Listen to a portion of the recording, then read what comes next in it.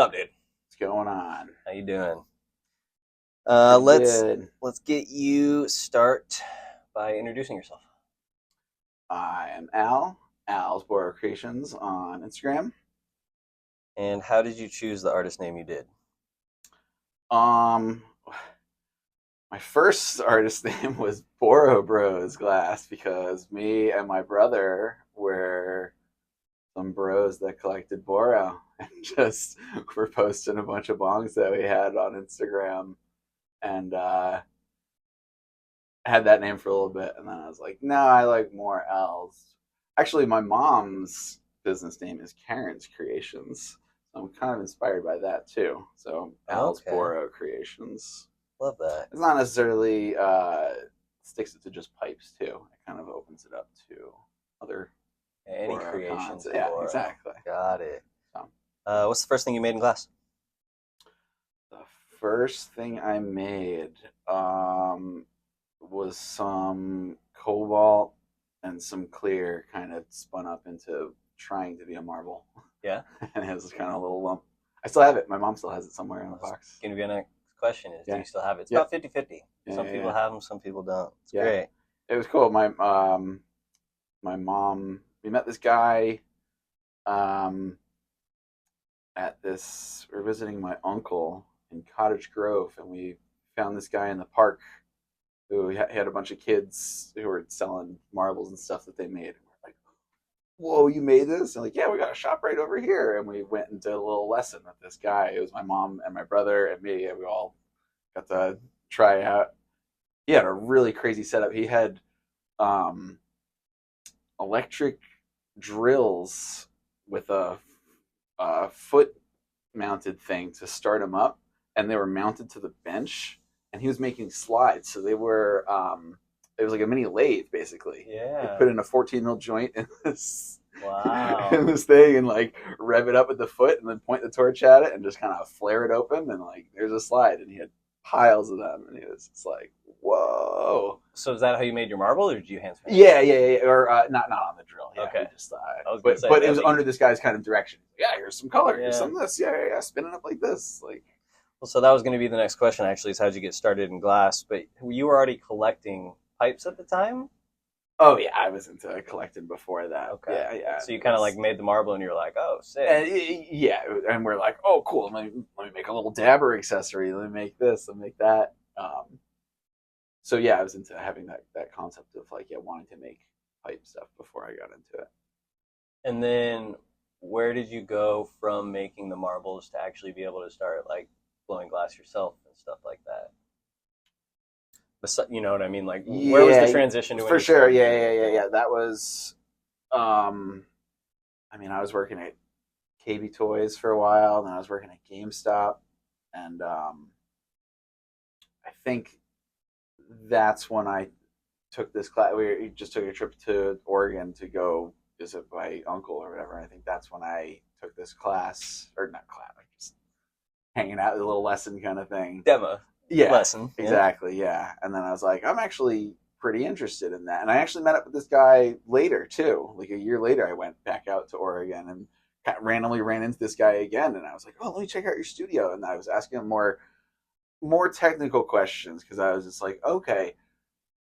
He had some wigwag stuff. I was like, how do you get the color to go this way and then go that way? And how do you get like... Yeah. And he's like, I think you should start blowing glass. He's like, if you have these kinds of questions, like, you're more interested in this advanced stuff, I think you should start doing this. And then I went back to Jersey, and my mom's friend does bead making. So I took a bead making class. That was cool. And then I just kind of bought a torch on... that website, I forget. They had little like package deals where you can get like torches and tools and all this stuff. And I just bought like kind of some basic stuff, and found a guy on Craigslist that was like selling some raw glass who went to Salem. He was like an old deadhead guy, and he kind of gave me a lesson too, showed me how to make a pendant. This is also when like Revere glass was starting up, So I was kind of watching like Revere Glass YouTube videos, and so yeah, I really just kind of started caveman style, just kind of like Yeah. getting my own stuff, and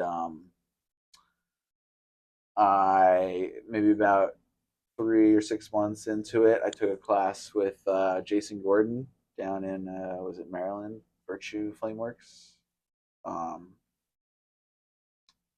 and then maybe like 6 months after that, I moved to Colorado, and then that was like kind of more getting thrown into it, and then, like I had some basic skills under me at that point, but I was just like, okay, I think I have to like immerse myself in the culture and really, Dive in. yeah, Yeah.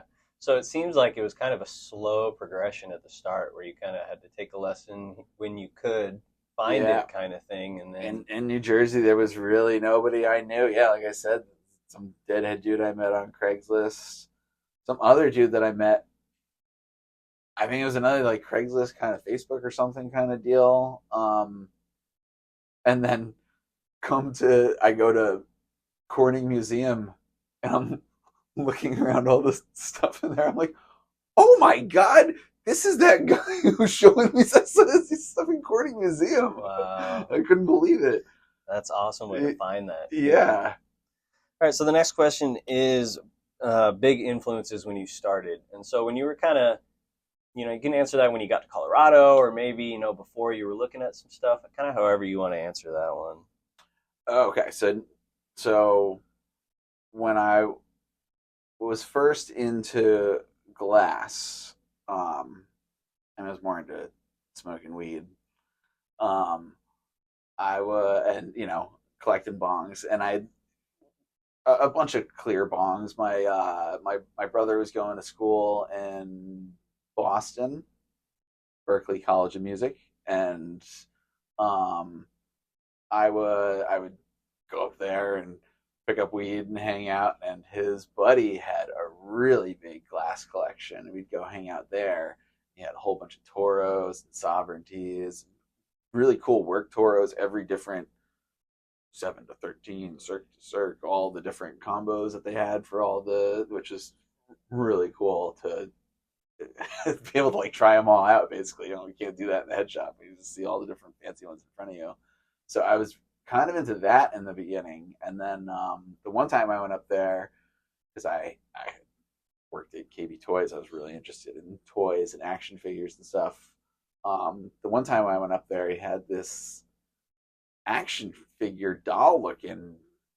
Turns out it was a Coil money pipe. It was a Coil Rhino collab. It was a little pig money doll that had a little sausage with a fork, or a fork with a sausage in it, and I was like, this is a pipe. This is glass.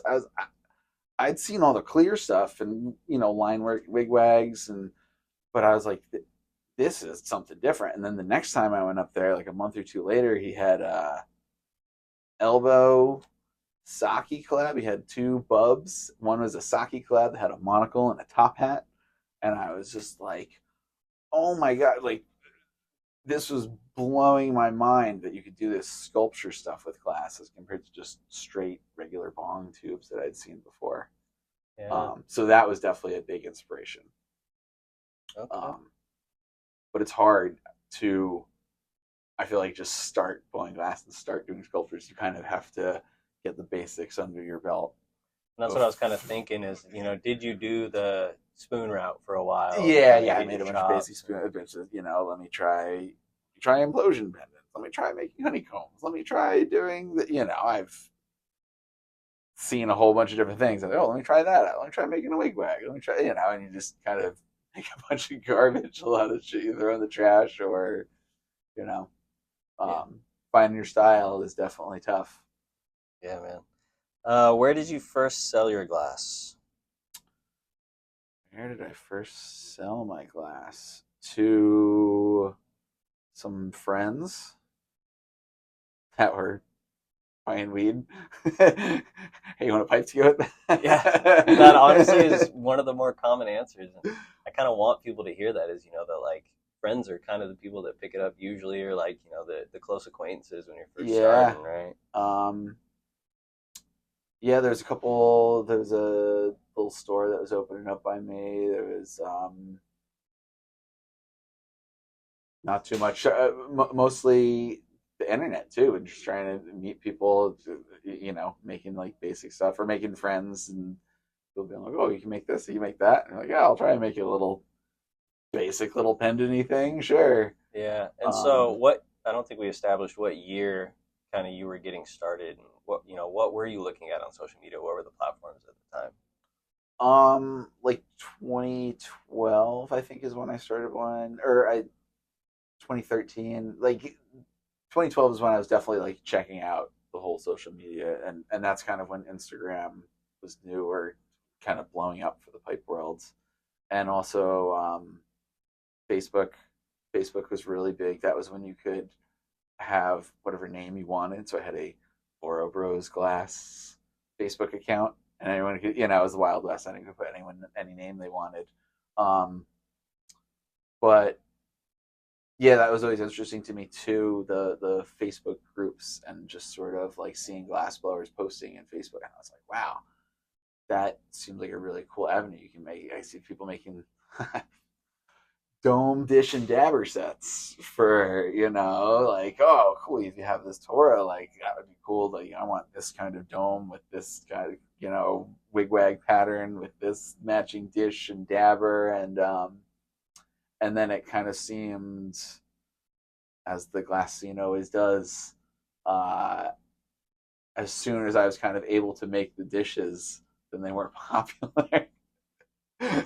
And then as soon as I got domes down, then the domeless nails became popular. Yeah, And then it's the and way then she and then goes. yeah, exactly. And then you're like, all right, cool, I'll make carb caps for domeless nails, and then female joints become popular.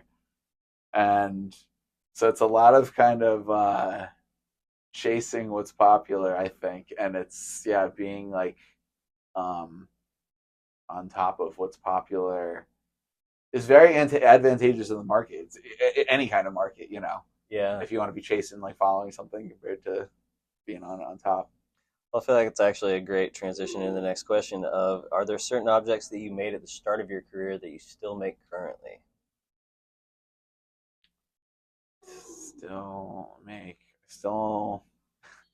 Still make junk I don't like. Throw it in the water bin. How's that? It's a good answer. It's the first. It's a good one. All right. So, when you were first getting going, and that can be, when you finally decided to fully jump into it, or when you were kind of just starting the marbles, but paint me a picture of what the scene looked like to you from your perspective. And that could be pipe scene or glass scene. um,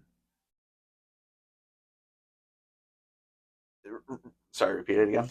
So, what did the scene look like to you, essentially, from your perspective What in the your little scene area, look right? like to And that could me? be, where people, was it dabbing that was hot? Was it Yeah. flower that was hot, Okay. right? Oh, the weed scene or the glass blowing scene? I leave Okay. this kind of open. It's kind of Okay. however you want to answer it, but just Okay. I want Okay. to get people to understand kind of how For it felt sure. for Okay. them. Okay. Okay. Yeah. Yeah. Yeah. Yeah. Sorry. Okay. You're Cut good. that out. Cut that out. All right. All right. Ask me the question again, and then we'll. What did the scene look like to you? Okay. So I guess I remember. Again, this was Facebook groups, and I was in Bergen County, New Jersey. So weed was still pretty illegal, not super illegal, but you could. I mean, you definitely don't want to get pulled over with weed. Or I remember my buddy saying this too, or glass, because glass becomes a liability at that Yeah, it's point. It's paraphernalia. better to be just Yeah. smoke a joint and throw it out the window when you're done with it. To be like, oh, now I have this pipe on me or whatever.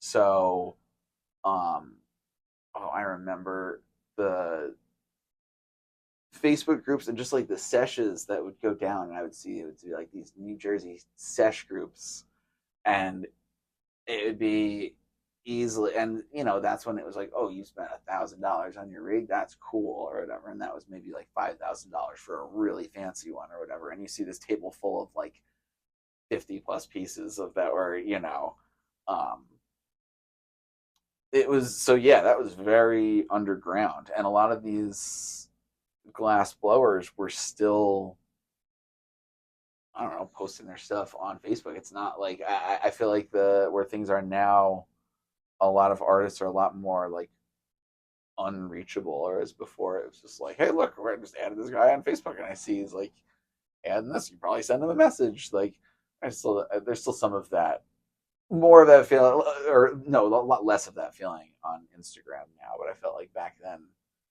like, whoa, I'm friends with this guy, and he liked my status or whatever. And like, Yeah. whereas now you're like, maybe he'll reply to my DM or something. It's a lot more um, Difficult to reach. standing behind a wall, yeah, or whatever. Yeah. Yeah. Yeah. Yeah, so it was definitely interesting to see the glass scene from that perspective back then. Yeah, which I feel like, Um, there's seems like there's phases where earlier nobody wanted to talk or show anybody anything, and it almost seems like at the point I was right around the same point as you, where it felt like people wanted to share information a little bit. It was kind of mhm. just getting past that point of like hiding a lot of stuff, right?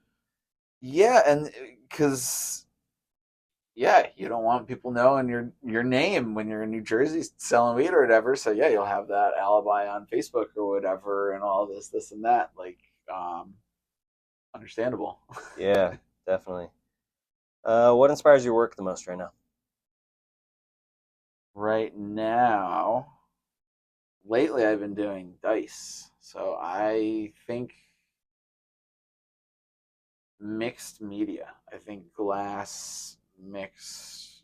I've been mixing it with resin for doing dice. I've seen cool, glass mixed with like wood or just mixed media. Besides, I think that when a lot of people think glass, like it has to be all just glass. And you're like, no, you go see art projects that are mixed media. There's a bunch of different things in there. Yeah, Maybe a glass eye with a clay sculpture. Like a bunch of different things going on. great answer. I love that, man. What's your favorite thing to do outside of glass? Outside of glass, probably video games. I'm hooked on games Is it and TikTok. is there a certain game that's really pulling you right now? Oh, I've been hooked on Grounded. It's like Honey, I Shrunk the Kids survival kind of game. Okay, Shrunk down in the front yard. interesting. What's your favorite thing to make right now in glass? Um, Probably dice. Um, I've also doing like, again, trying to keep up with the trends, making like mini rigs. That seems to be like the popular thing now. I like what you've been doing, the little pen pipes. That's kind of mixed media too. Yeah, adding a different device in, right? Yeah. What do you hope the scene looks like in 10 years? What do I hope the scene looks like? That's interesting. I was saying it feels like before, back in my day, back like we were talking like 2012. It seems like there wasn't many spots to meet. It was kind of like, oh, you're either in these Facebook groups or you're either kind of all like, follow each other on Instagram. Um, I feel like now in the last like 10 years, I feel like things have really,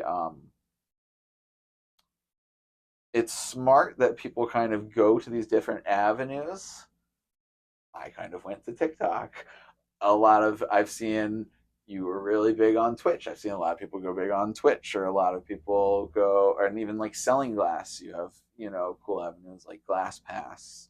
You have, um, but I feel like it's sort of breaking this thing thinner and thinner and spreading everyone out farther and farther. So I hope there is a big unified glass scene in the next 10 years, and that everyone isn't just in Discord groups. And don't be wrong, I love all that stuff, but it's just, even Instagram. People say posting on Instagram feels cringe now. Everyone posts on stories, and you do a photo dump at the end of the month, and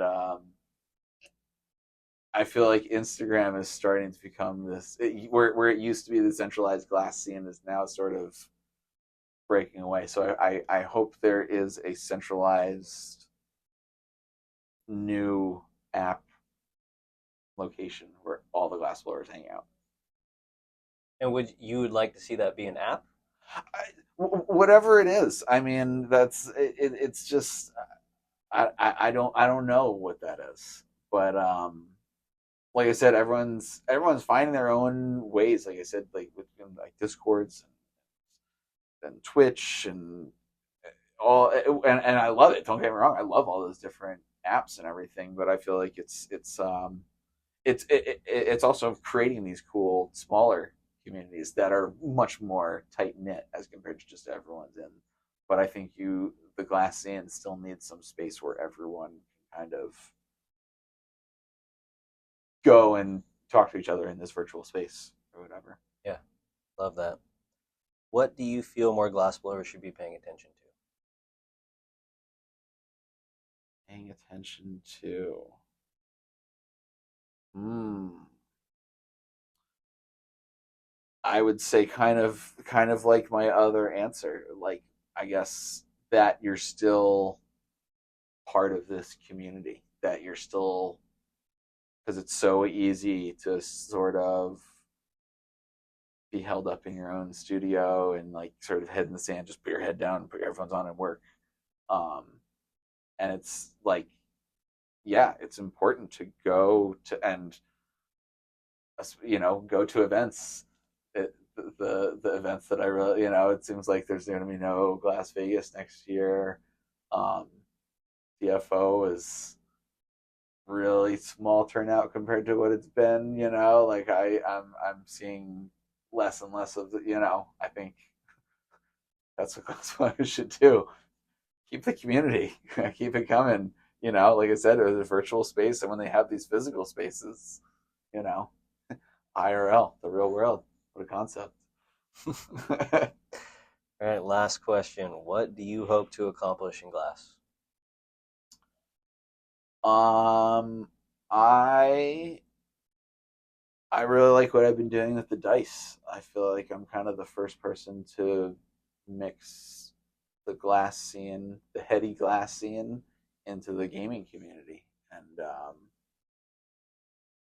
that's where I'm trying to go with it. I don't feel like anyone is really mixing the gaming scene with the glass blowing scene. It's really cool. I'm into magic when you pull out a dice. You're like, yeah, I made this. Like, what? How'd you get that thing inside of there? Or even in the dice making groups, you're like, how do you get? Because a lot of them, it's you're mixing dyes in with resins to get colors to go around. Like, how do you get the colors to swirl like this? Like, yeah, it's not dye. it's hand blown glass inside. Like, what? So Love it, dude. All right, yeah, man. Thank you very much. for sure.